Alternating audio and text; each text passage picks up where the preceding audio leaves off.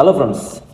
അപ്പോൾ നമ്മുടെ രാജ്ബി ഷെട്ടിയും അതേപോലെ നമ്മുടെ അപർണ ബാലമുരളിയും മെയിൻ കഥാപാത്രത്തിലെത്തുന്ന ഒരു പുതിയ പടം രുധിരം നമ്മൾ തിയേറ്ററിലെത്തി.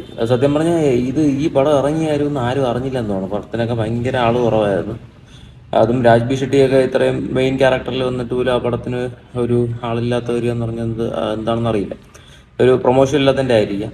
അപ്പം പടത്തിന് ആൾ ഭയങ്കര കുറവായിരുന്നു. പടത്തിനെ പറ്റി പറയുകയാണെങ്കിൽ ഒരു സ്ലോ ബേണറാണ് പടം. ഒരു എന്താ പറയണ്ടത്, ഒരു സർവൈവൽ ത്രില്ലർ എന്ന് പറയില്ലേ, ആ ഒരു സാധനത്തിലാണ് പെർഫോമൻസുകളുടെ അഴിഞ്ഞാട്ടം. അപ്പം മെയിൻ എടുത്ത് പറഞ്ഞ അപർണ ബാലമുരളി അതുപോലെ തന്നെ രാജ്ബി ഷെട്ടിയും നല്ല കിടിലം പെർഫോമൻസ് ആയിരുന്നു. കിടിലം പെർഫോമൻസ്. അതുപോലെ അതിനകത്ത് വേറെ രണ്ട് മൂന്ന് മെയിൻ ക്യാരക്ടർ അല്ലാത്ത ചില ഒരു രണ്ട് മൂന്ന് ക്യാരക്ടറുകൾ വരുന്നുണ്ട്. അവരെല്ലാം തന്നെ അടിപൊളി പെർഫോമൻസ് ആണ്. പെർഫോമൻസുകളുടെ ഒരു കിടിലം പടം എന്ന് വേണമെങ്കിൽ പറയാം. പക്ഷേ ഒരു സ്ലോ പേസ് ആണ്. എല്ലാവർക്കും ഇഷ്ടപ്പെടുമെന്ന് ചോദിച്ചു കഴിഞ്ഞാൽ അറിഞ്ഞൂടാ. പറഞ്ഞില്ലേ, സ്ലോ പേസിൽ പറഞ്ഞതാണ്. എസ്പെഷ്യലി ക്ലൈമാക്സ് ഒക്കെ നല്ല രീതിയിലായിട്ട് മേക്ക് ചെയ്തിട്ടുണ്ട്.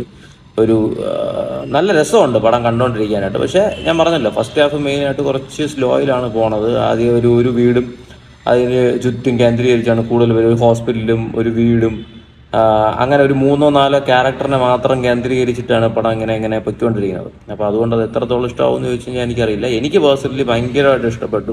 നല്ലൊരു പടമായിട്ടാണ് തോന്നിയത്. അപ്പോൾ അതുകൊണ്ട് കണ്ടവരുണ്ടെങ്കിൽ നിങ്ങളുടെ അഭിപ്രായം കൂടെ താഴെ കമൻറ്റ് ബോക്സിലായിട്ട് പറയാം. ഓക്കെ.